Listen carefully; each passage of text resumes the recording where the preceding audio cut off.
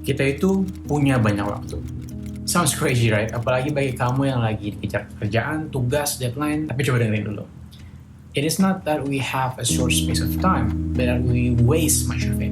Life is long enough. Itu kutipan dari Seneca. Dan menurut aku ini cukup membingungkan.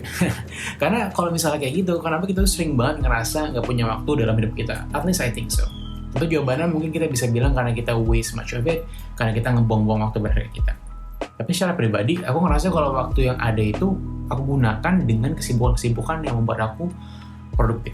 Namun tetap aja seringkali aku ngerasa nggak punya banyak waktu. Nah ini membuat aku berpikir, mungkin aku terlalu tenggelam dalam keseharian dan bagaimana bisa menjadi produktif, namun aku lupa terdistraksi sama keseharian yang produktif ini.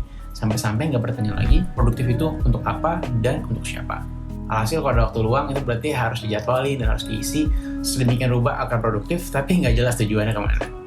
In this way, creating more time is like earning more money. The more you have, the more you want to spend. Kita seakan-akan nggak nyaman lagi dengan waktu luang dan nggak punya kesibukan kalau kita nggak tahu mau ngapain. Kita selalu mengisi waktu kita dengan kesibukan.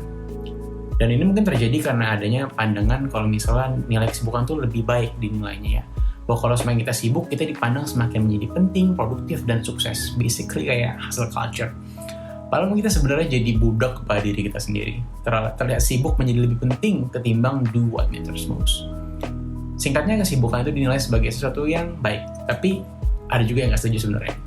Dan nanti masyarakat mungkin melihat kesibukan sebagai suatu kebajikan. Filsuf Denmark abad ke-19, Søren Kierkegaard, kemudian akan menggambarkan sebagai penderitaan.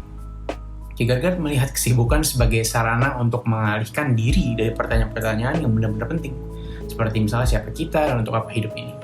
Orang-orang sibuk mengisi waktu mereka selalu menemukan hal-hal yang harus dilakukan. Tapi mereka tidak memiliki prinsip yang membimbing hidup mereka. Jika semuanya kita anggap penting, maka tidak ada yang penting.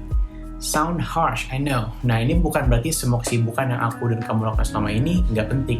Tapi hal ini merupakan peringatan untuk melihat hubungan antara kesibukan yang kita lakukan dengan prinsip atau tujuan yang kita memiliki. Maka itu penting bagi kita untuk mendefinisikan lagi makna kesibukan dan juga produktivitas. Karena sibuk bukan berarti kita menggunakan waktu kita dengan baik, dan produktif bukan berarti kita harus sibuk terus ya kan. Nah pertanyaannya tapi kalau begitu, bagaimana caranya kita bisa produktif dengan baik? Ada banyak cara di luar sana yang bisa kita cari, namun secara pribadi sih aku paling melihat produktivitas sebagai aktivitas yang membawaku selangkah lebih dekat terhadap tujuan yang mau aku capai. Jadi kalau kesibukan yang aku lakukan itu udah memang selaras sama tujuan yang mau aku capai, menurutku itu udah one step in a good direction. Jadi kita nggak melakukan semua hal yang ada di depan mata kita, tapi lakuin yang sejalan sama tujuan kita aja. In most part sih. Dan kalau nggak ada yang sejalan, ada baiknya mungkin kita nggak usah ngapa-ngapain dan relax saja, ketimbang ngurusin hal-hal yang nggak terlalu penting dan buang-buang energi kita. Jadi itu sebenarnya reminder juga bagi diriku, harus sering-sering memeriksa ulang tujuan dan nilai yang kita pilih dalam hidup kita, agar bisa secara intensional membuat sistem produktivitas yang mengarah ke sana. At least that's what I think, but how about you? Apa tujuan kalian? Menurut kalian ini berguna atau enggak remindernya? Coba komen di bawah karena aku pengen banget dengar perbincangan kita semua nanti. Dan terima kasih udah nonton video ini. I'll see you guys next time. Bye-bye.